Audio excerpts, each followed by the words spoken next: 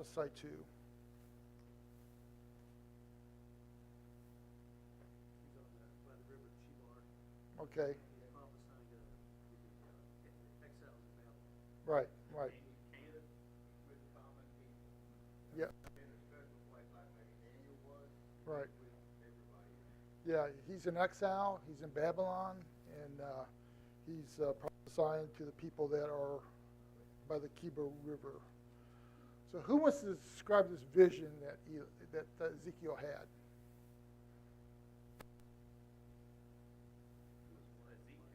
Ezekiel had, yeah, yeah. What was the vision? Chapter 1. The whole chapter talks about this vision that he had. Eyes in the wheels, the 4 faces on the cherubims, the angels, 4 wings, 2 was covering up the body, the wings were touching each other, and then above the wings were the where yeah.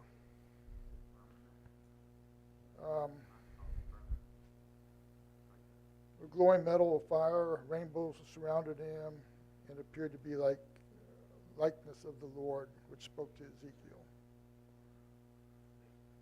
ESV says the likeness of an arm in appearance of a sapphire. Yeah. Okay. So, when I was reading this thing, I said, this doesn't make sense. So I had to go find a picture of it. So, the eyes on the wheels, that's kind of weird.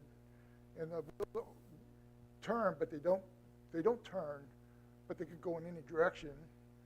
And these cherubims, these angels, really weird 4 faces, ox.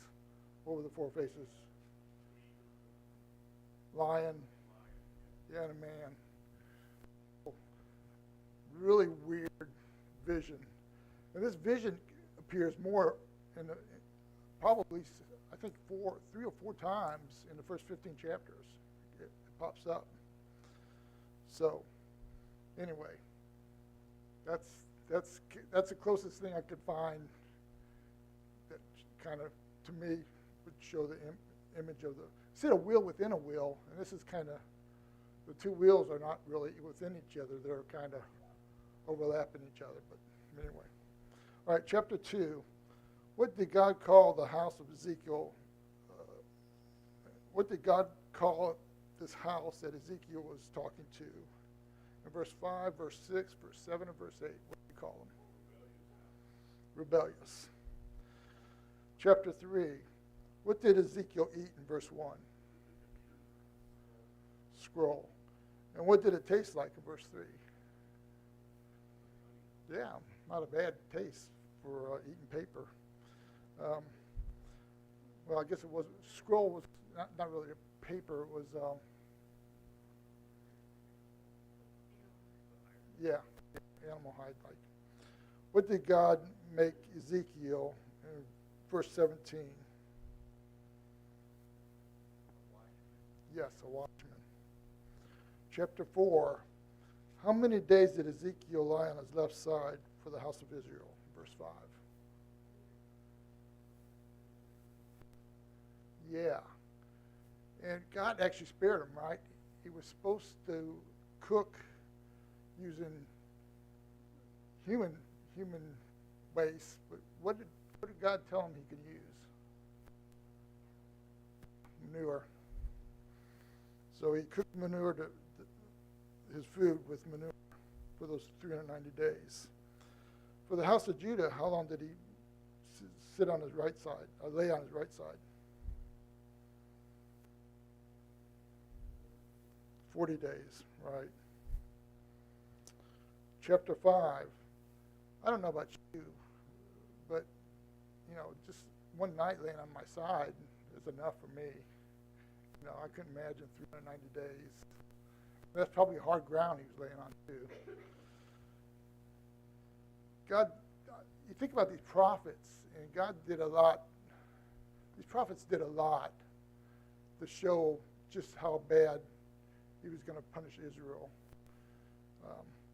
Chapter 5, what did Ezekiel do with the sharp sword in verse 1? Yeah, and what did he do with the 3 parts?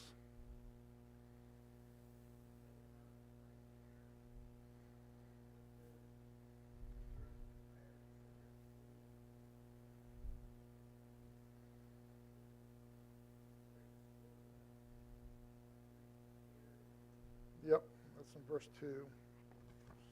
Chapter 6. Where will God lay the dead bodies and scatter their bones? In verse 5.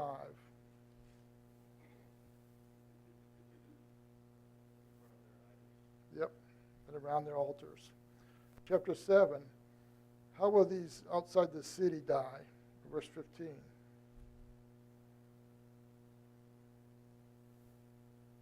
What was that? Yeah, with the sword. And how were those in the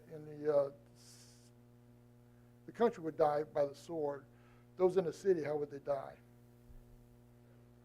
Plague and famine, right? Chapter 8, Ezekiel got a vision that takes him into Jerusalem and sees all the detestable things going on in the city. Verse 18 states how God will deal with them, which is how. Yep. His anger will not spare them. He will not listen to them. Chapter 9, what was the man clothed in linen do for those who grieved and lament over all the detestable things that were being done? Verse 4. Don't put a mark on them so they wouldn't be destroyed. Right. And that was my next question. Who would be spared from being killed in verse 6? Yeah, those that had the mark on it. Chapter 10,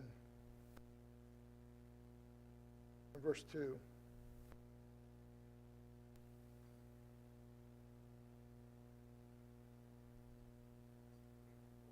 Yeah, burning coals. Chapter 11, why was Israel punished? In verse 12.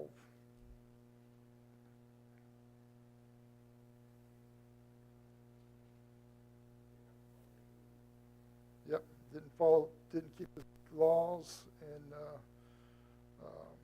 didn't keep his decrees.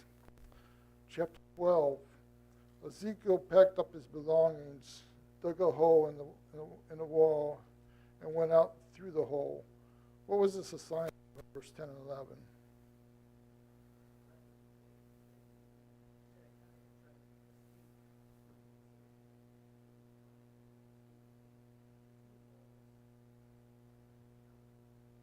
Right. So the prince of Jerusalem was Zedekiah. Yeah.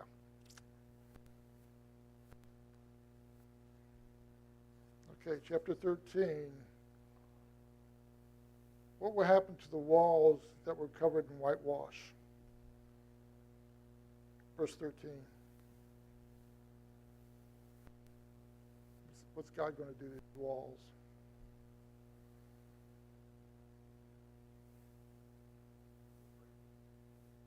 Yeah, it falls, brings hailstones,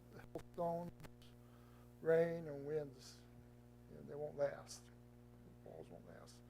Chapter 14, what are the 4 dreadful judgments that God will send against Jerusalem in verse 21?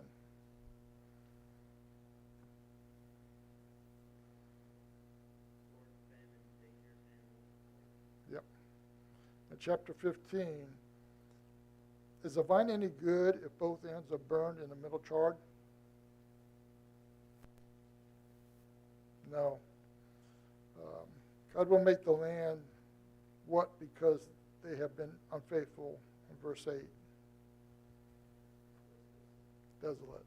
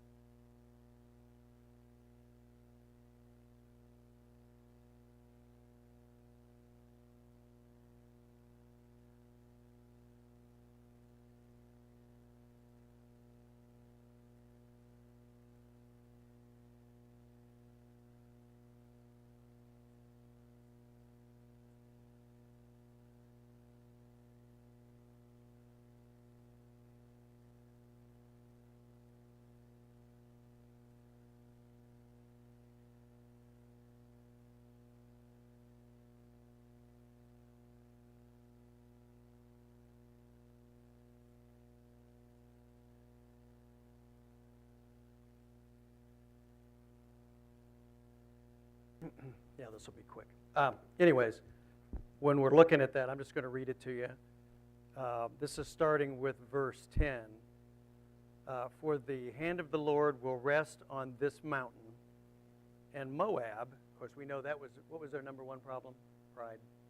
Pride was their big issue. And Moab will be trodden down in his place. Now, here's the imagery I was talking about. As straw is trodden down in the water of a manure pile. Really? And he will spread out his hands in the midst of it, as a swimmer spreads out his hands to swim. But the Lord will lay low his pride together with trickery of his hands. Now, I hate to beat a dead horse, but it seems like the Lord's got a big problem with pride. As we work through these burdens, with the nations, and as we work our way through the punishments and the devastation that's coming, the Lord hates sin, but this sin of pride of the nations seems to stick out to me. I don't know if I'm the only one, but it does. And that imagery says it's pretty serious. If the Holy Spirit goes that far to tell us through Isaiah, I think we should perk up and constantly be kind of watching, because we know pride is is a very difficult thing to control. It's very we don't have any problem. There's this movement about trying to be sure that we think a lot. We should think a lot of ourselves. Most of us don't have a problem with thinking a lot of themselves. Really, think about it. I like myself a lot. I don't have to work at that. The pride thing, though, on the other hand, is a little bit of work. So, anyways, let's take a look at there's the little clicker down there. I just want to quickly look at the highlights of the lesson. If you had to summarize verse 24, what would it be? 24 was, the whole earth's going to be laid waste because of their transgressions. Now, I was reading Harkrider, and he basically said it's pretty hard to set dates on these things, but I would think we're talking pretty much about the Assyrian conquests, the Babylonian conquest, the Persian conquests in that zone. That whole area was just constantly ripped with war all the way through from when Isaiah started prophesying in 740, right on through to the final destruction of Jerusalem in 586, and then continued war between Babylon and Syria all the way till 539 when Israel returned. So that's a long time for war. So during that time period, a lot of the land's going to be torn up. Cities are going to be down. And this is all at the hands of God. Burdens against all these cities and nations that have forgotten God. God is the creator, and he does not accept man going his own way, filled with pride, treading on his ordinances.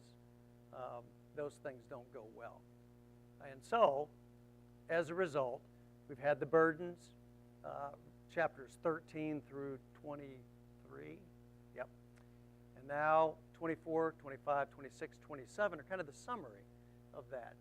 You have chapter 24 telling you just how bad it is. It's bad. And then we go into the series of songs. It's the way kind of Isaiah goes. It goes over the ledge, and then it comes back up, and there's a constant moving from the devastation to the Lord hasn't forgot his people, and now we've got a song to praise the name of the Lord. There's 4 of them, by the way, in 25 and 26. And then we got a song of jubilation for the feast of God on the Mount Zion. And then we got a song of rejoicing for the salvation he assures. And then a song of praise for the hope of deliverance, chapter 26. It's kind of fun to know those. I wrote those in my Bible. So as I'm reading it, I can kind of remember that each time I go through Isaiah, I try to write more and more stuff there so that I don't have to look it up. I can just kind of flow right into it as you go along. Because if you look at the book, it's pretty well ordered as you're going through there. And then 27 is the overthrow of world powers and the ingathering of Israel, God's people. This is a good section, too, because it reminds us of the care and love that God has for his people, which we are, right? We are his people. And it's kind of comforting to know that. So when we're done here with the lessons, I want to take a look at some contrasts that we see in chapters 24 through 27, which I thought was pretty interesting. All right, if you'll turn to page... Oh, I didn't copy the pages on here. But anyways, it's the questions. Question number 1. What will the Lord do to the earth? What's he going to do to it? 24, 1 through 3. Yeah, layaways. Turn it upside down. And, you know, when I was reading that, I thought, hey, you know what? That sounds very much like, remember a couple lessons back, we went through a short thing on the moon turning to blood, the sun refusing to shine. We took all that back to Matthew 24. Remember that? Well, here we are again with the same kind of thing. I mean, what's he basically saying there? It says, behold, the Lord lays the earth waste, devastates it, distorts its surface and scatters its inhabitants. This is the NASB. And the people will be like the priests, the servant like his master, the maid like her mistress, the buyer like the seller, the lender like the borrower, the creditor like the debtor. What's that mean? Everybody's on the same plane, right? You had all this stratification, the rich, the poor, everything in between. You don't have that anymore. Because of the devastation, everybody's on the same plane. That's pretty serious. Think about that in this country. Probably the same type of situation. We all have different stations, in life. And while we don't make a big deal about it, the rest of the world does, okay? People strive, to appear that they're higher in their station than, whatever. But then it says, the earth will be completely laid waste and completely despoiled, for the Lord has spoken his word. And it goes on to, pollution and all that thing. Anyways, that reminds me of what we were talking about there, that same kind of imagery where your world has been just taken and gone, flipped upside down. Not quite the same, but it is similar. Why is the earth defiled under the inhabitants thereof?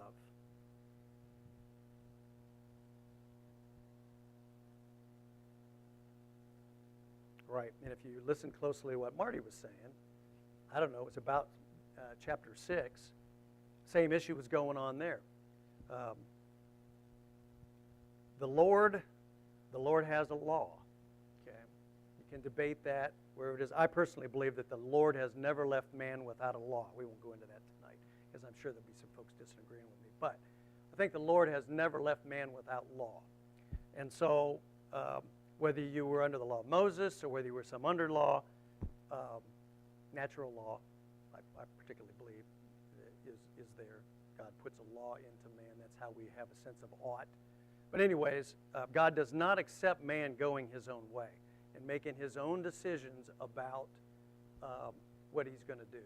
He hates that. And as Jim just said, we're talking about the law of transgression, changed the ordinances, broke the everlasting covenant. Did anybody do any research on the everlasting covenant? Remember now, we're not talking about Jews here, we're talking about Gentiles. Probably some Jews thrown in there too. What would you think would be the everlasting covenant? Remember what Harkrider said when you read it? Yeah, Noah. That's right. I can't remember whether he listed it or Haley listed it, but it's Genesis 9:17. Turn over there with me.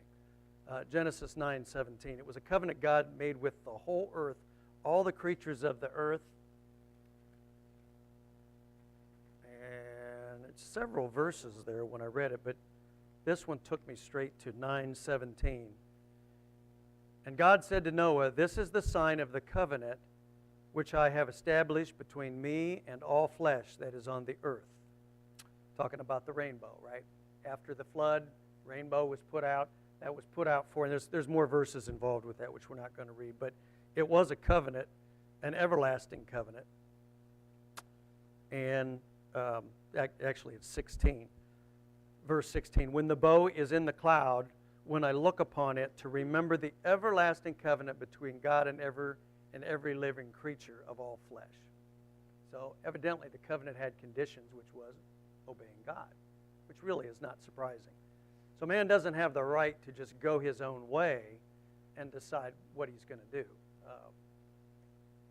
And the discussion about law in general, and we get out in the Gentile nations at that time, is quite a discussion, actually. There's several books written on natural law and different things that people talk about. Paul even talks about that type of thing. But man is not left to his own devices to just do whatever he wants. That's the point. Comments? Number 3. What did he say is upon thee, O an inhabitant of the earth? Yeah. That's exactly right. And that was a result of the verse there was 24:17. The entire chapter 24 is about this destruction. It's a summary of this destruction that we've come from. Remember, we've come from chapter 13 all the way forward. We've talked about all the nations. They've all been brought in one way or another, or just generally in some cases. This whole area, the known world, has been ravaged by war. And who is at the core of it? Who is the reason for the war, the constant wars and the problem? God. God is the one. God has brought this punishment. He does these things. That's one of the points which we need to understand. God's not going to sit idly by and let nations do whatever they want. Yeah, Chris.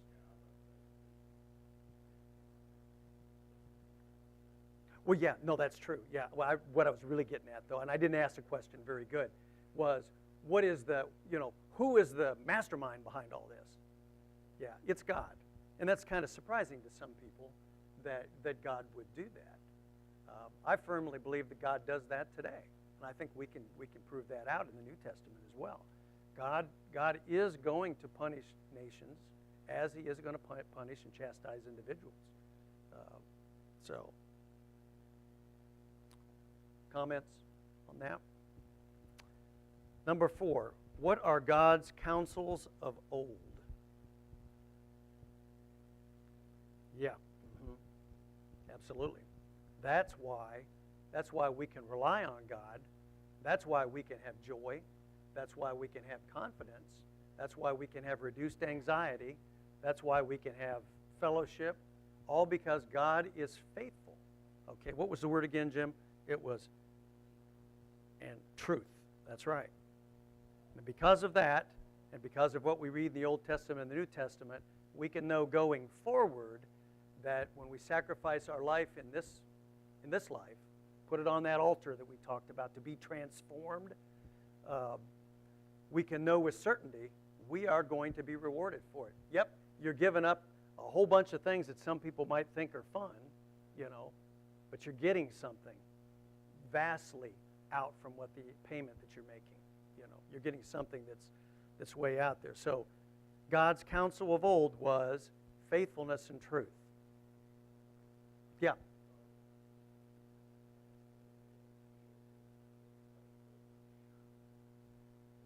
Yeah.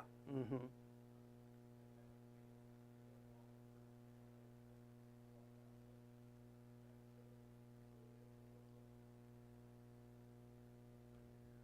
Yeah. It's even more defining. Yeah, that's what I think.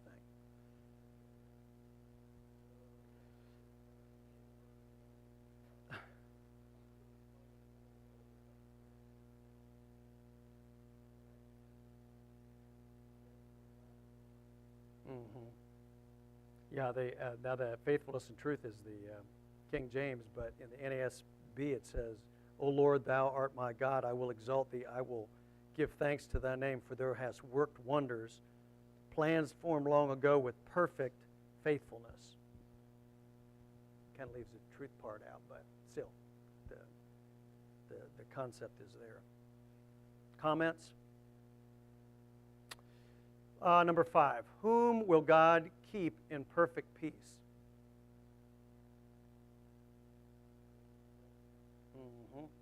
Yeah, King James says, whose mind is stayed on thee. And then I've got, because he trusteth in him. And that's chapter 26, 3. And that is, we know that's one of the spiritual gifts that we have, is peace, right? Philippians, peace passes understanding. We have that because God is faithful and true. Number 7, what has the Lord been to the poor? Jeff? Oh, did I skip 6? Oh, thanks. Why is man exhorted to trust in the Lord forever? That's right. Because, and then King James says, I think, because in Jehovah is everlasting strength. Why are we talking about all this? You know, what's the whole discussion? Let's kind of keep everybody on track. We've just come through 24. Now we're answering all these questions in 25 and 26. Why are we discussing this? Why is that so super important that that be brought up at this point? After all the discussions from chapter 13, all the way to here, you know, we've said things, God is faithfulness and truth. Whom will God keep in that perfect peace? It's kind of like I was saying, the way Isaiah is written, you go into deep despair. But you don't need to be in deep despair. Not everybody needs to be in deep despair, do they? Not everybody. Those that trusted in the Lord have gone through it with everybody else, but they have a shelter. I think one of the questions asks that, the true or false, comes up. They have a shelter, and they're going to come out the other side. That's what God is saying. He's not giving that hope to the people that disobeyed him. Those people are going to be trampled in the manure, right? They're going to be, now one thought about them, they will be destroyed. And of course, we don't want to be those people. That's why we're here. Yeah, Chuck. Yeah. Right.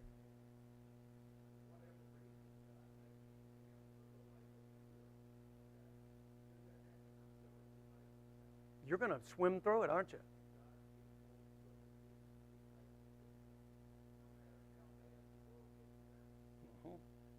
Because you know, coming out the other side, it don't matter what you go through in this life, even if you die at 13 years old, you know, or you know, you get cancer at 20, you know, and you're gone. You know, you can go, if you have faith, you know that there's nothing to worry about. You're headed for something greater on the other side, and that's something we have to constantly keep building on, you know, so that when we get older, you know, we don't lose our faith. We don't begin to regret the walk that we've had with God, and that we remain steadfast. And when the times, you know, Chuck's talking about, we've had it pretty easy. I'm just going to tell you, if you know, I'm kind of waiting around for the hard times. It's not been real rough, not compared to what these guys are going through. This is hard stuff, what's happened to these people. They don't fight wars like we do, okay, where you've got like rules of engagement that have been set by the United Nations. You know, you're not allowed to do this. They didn't do all that. Go to the museums and see what they did. I'm not even going to get into that. It's horrible. And each country, each of these Assyrians, Babylonians, and Persians, they had special stuff, okay, that they did. They had a thing. Each one of them had a thing. Alan's smiling back there. But they had a thing, didn't they? Each one of them had a thing that they did that made them stand apart, that struck fear into their enemies. It was almost like they enjoyed it. When we have wars and stuff like that, there's rules and things. That's not, I mean, I'm not saying war is not bad, but this was special times here, what's going on. Okay, so I just want to take a look at that and make sure everybody realizes that we're, you know, we hit bottom with 24, 25 and 26. We're getting some encouragement. You know, all is not lost. Jesus is on the way. He's going to come through God's people. They're going to go back. Whether we're talking about the Babylonian, to me, I just remember when I think of this stuff, I'm thinking of Babylon. They're going to come back to the land after 70 years. They're going to be there. God's going to take care of them. We're going to go through the 400 years between the Testaments, and John the Baptist is going to come, and then the promise. Jesus will be there. The thing that everybody is waiting from. What has the Lord been to the poor? Yep.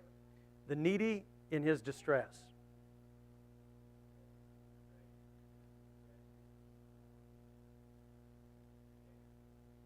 Right, from the heat. Two strengths in there. And there was a note. This is found in 25 verse 4. And there was more imagery there that I saw that I thought was kind of interesting. I'm not sure. I didn't write the verse down for it. See, that was found in 25:4.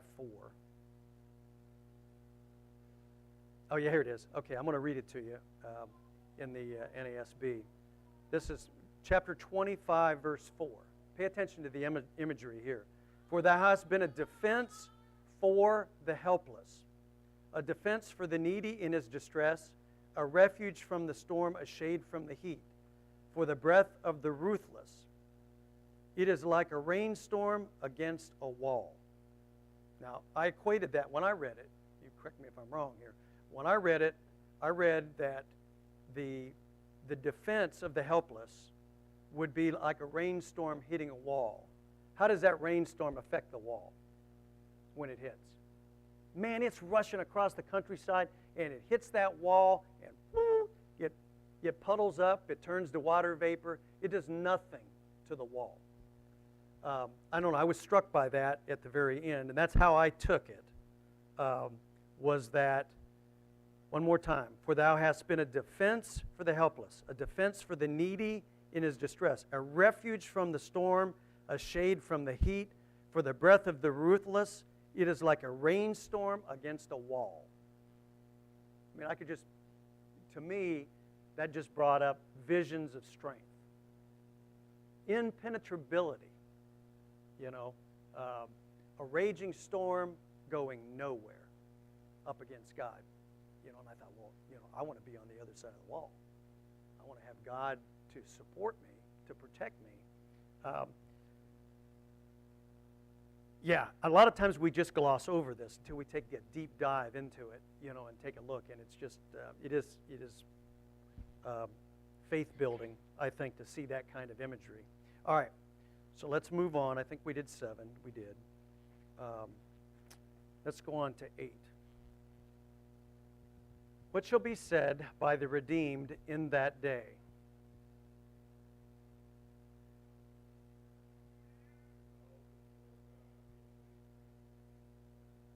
Yeah, so they're ready. They're ready. And what did we say about being prepared? Which sermon did you do, Jonathan? You did a sermon on this just recently. Was that Sunday morning or Sunday night? Being prepared, yeah. Yeah, I mean, this is what we're talking about here. These redeemed, these people that were faithful. I mean, during this time, there was faithful people suffering along with the people that caused it all, right? I mean, Israel still had good people in it.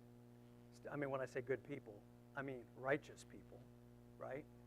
Israel, not Judah, Israel had righteous people at the time that Samaria was sacked. Same with Judah, Jerusalem. There were righteous people there at the time, that had to endure, that had to go through it. And they were waiting. They knew that their salvation was secured, whether it was salvation from the current distress or whether they would die and go on to be with the Lord.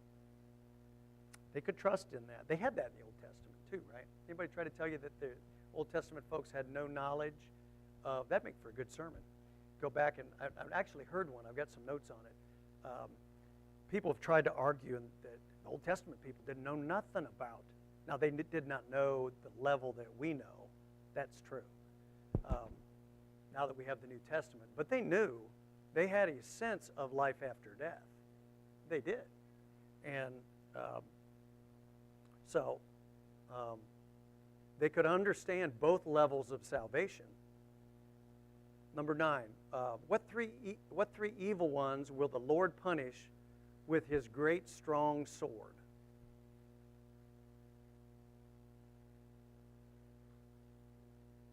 Mm-hmm. Yep. Right. And this is just showing what? The strength of the Lord over, I think the Leviathan is just nations. In my mind, it's figurative language for these massive nations that were in the sea. A lot of times, figurative language, the sea represents what? What does the sea represent? Have you ever seen this in Revelation and some other places? Society, the world, society, that whole thing. And then from the sea emerges the sea beast, in the case of Revelation. In this particular imagery, you've got Leviathan. What's that dinosaur that we go and look at all the time? It's the one that was off the English coast. It's a dinosaur that swims in the sea. It's got it's like Loch Ness, but it's not. It has a name. No, something Saurus. No, you forgot. I'm sorry I brought it up now. Yeah, that's what I was thinking of, is that dinosaur. Yeah, that's it. Say it again. That's it. Does everybody hear that? Plesiosaurus. Go look that up tonight, and you'll see. And that's what I had in my mind. It's like 50 feet long, and they find bones of this thing all over the place. It's huge. It really existed, and it's extinct. So, but that's not what we're talking about. We talk about Leviathan. We're not talking about whales. We're talking a figurative language here. This is something that was powerful in the sea, doing whatever it will. Imagine the nation of Babylon, how powerful they were. And last lesson, we read about the commerce and all the things that went away when Babylon was destroyed. Same with Revelation, when Rome is destroyed, chapter 19, I think it is where it talks about all that destruction of commerce. So these nations were huge, and God took care of them. When it was time for punishment, they weren't too big for God.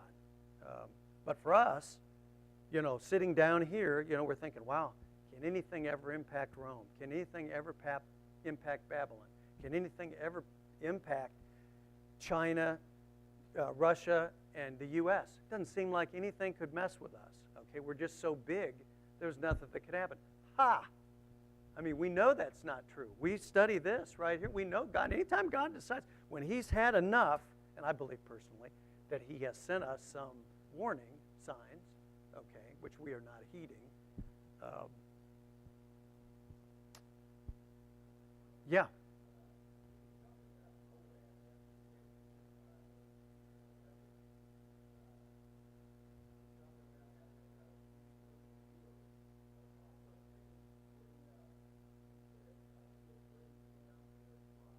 Yes.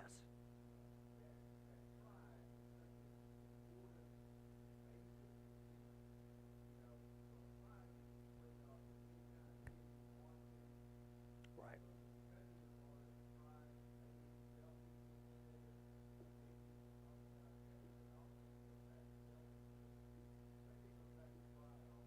Yeah.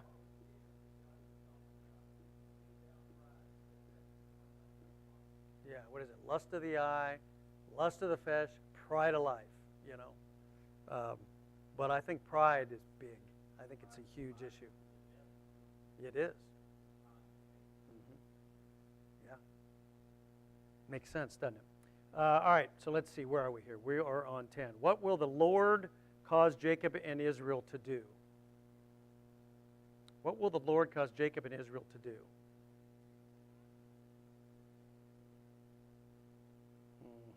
I had something else too. That's part of the verse. I had added to that. I couldn't decide which part to put.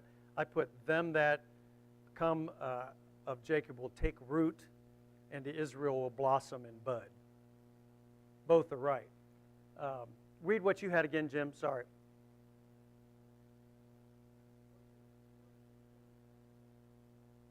Yeah.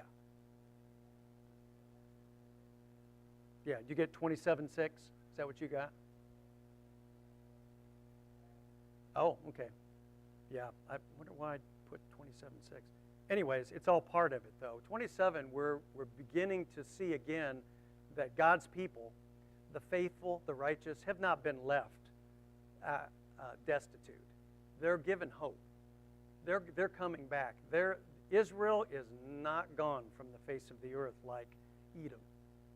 Edom's already destined to be wiped out. God has said they're gone. They will not exist.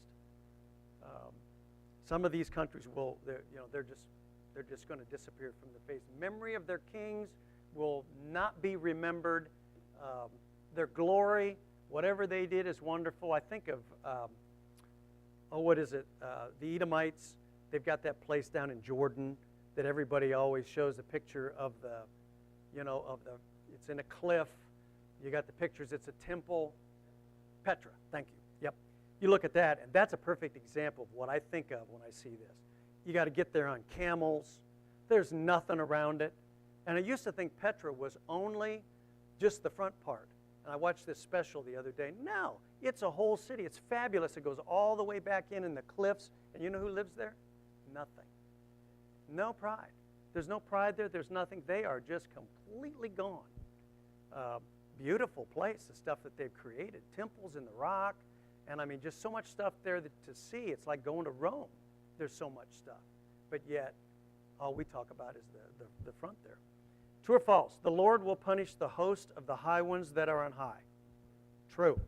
Moab is compared to a swimmer stretching forth his hands. True. Those that dwell on the high and lofty city, God will make low even to the dust. Did I hear true? Yeah, that's true. When favor is shown to the wicked, he will learn righteousness. False. No, he won't. That's the whole problem. And you ever wonder about no, I'm not going to go there.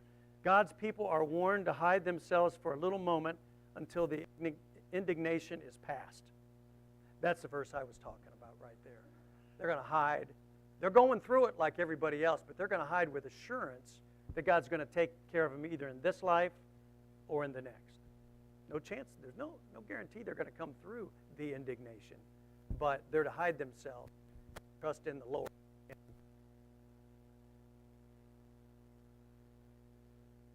Isaiah 25:8 says, he will swallow up death in victory.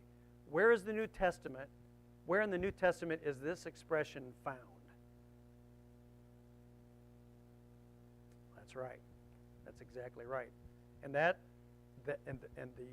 where he is swallowing up death in victory, how is that accomplished?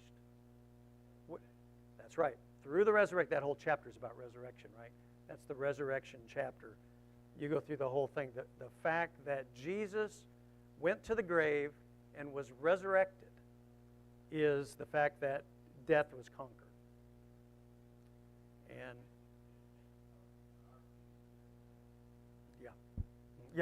why that's important. Yeah, right. Yeah, thanks. Yeah, that's exactly right.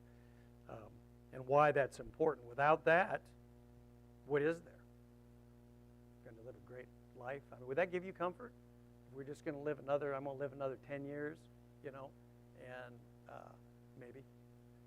Would that give you great comfort? I wouldn't care how good those 10 years were. That wouldn't bring me comfort. I'm going to die and just go on the ground and that's it. No. That would seem kind of cruel, wouldn't it, to have that? We don't have that. We've got knowledge of something wonderful going to happen to us. So, all right, 11 will be next. Yeah, we did 10. It'll be 11.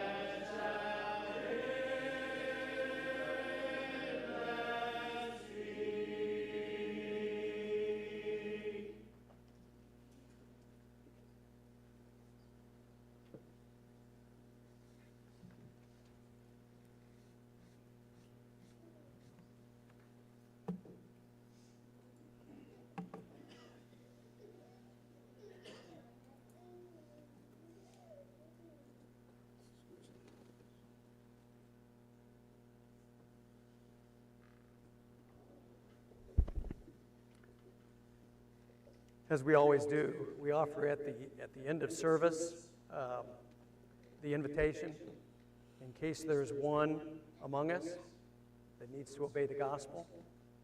I've chosen tonight as part of the exhortation for that Isaiah chapter 26, verse 7 as the text. That's Isaiah 26, verse 7. This invitation, the basis of it is the fact that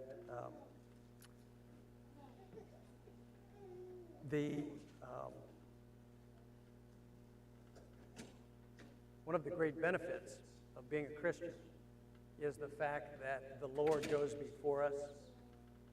Doesn't promise a life of no difficulty. He does not promise that. But he does go before us. All right? And he does prepare a way. And Isaiah 26:7 says, "The way of the righteous is smooth.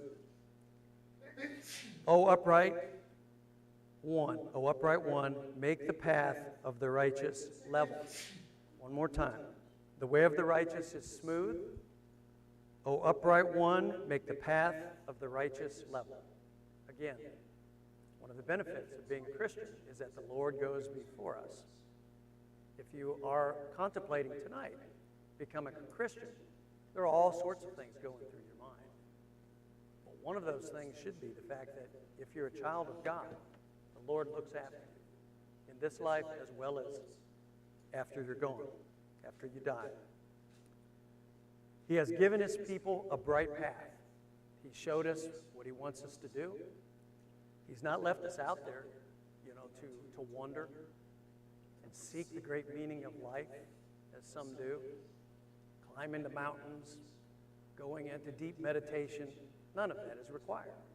We can open the Bible and we can understand what the Lord wants us to do. So he's given us a bright path. And from that bright path, we can live the best life that is possible for us, keeping in mind time and chance happeneth to them all.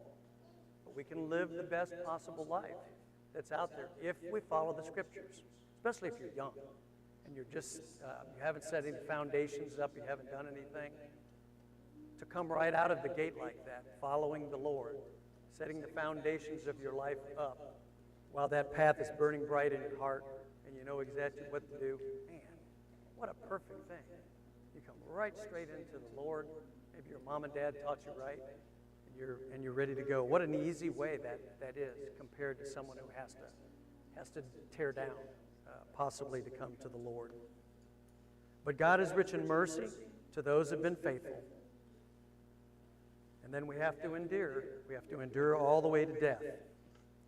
So this bright path is before us, and it produces, if we live that way, it produces that smooth and level way for us to go as much as possible.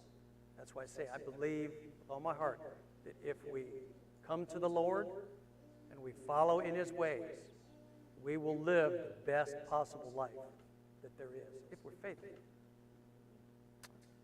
Some scripture that lends credence to that is this is 1 Corinthians 10:13. I'm just going to read them to you. No temptation has overtaken you that is not common to man. God is faithful, and he will not let you be tempted beyond your ability. But with temptation, he will also provide the way of escape that you may endure it. Again, he's with us. He's telling us we can endure it. He's given us the tools to endure it. The older we get, the more we study, the more resilient we are and able to handle those things and to teach others about it as well. Count it all joy, my brothers, when you meet trials of various kinds. For you know that the testing of your faith produces what? Steadfastness, levelness. Get it? And let steadfast have its full effect, that you may be perfect, complete, lacking nothing. That way is burning bright within you. You know trouble's going to come. You're ready for it. You have joy in your heart every moment of your lives, even when difficult times. You can have joy all the time. You can enjoy the blessings that God has given to you. Keep your life free from the love of money and be content with what you have. For he has said, I will never leave you nor forsake you. So we can confidently say, the Lord is my helper. I will not fear. What can man do to me? That was Hebrews 13, 5 through 6. Since then we have a great high priest who has passed through the heavens, Jesus the Son of God. Let us hold fast our confession. For we do not have a high priest who is unable to sympathize with our weaknesses. He's been through the trials too, much more than we. But one who in every respect who has been tempted as we have without sin.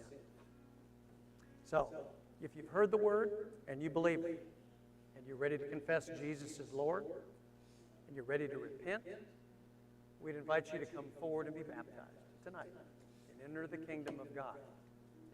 If you're already a Christian and you have difficulties that you'd like to tell to the brethren, or possibly even sin that you'd like to confess and seek help, come forward while we sing this song.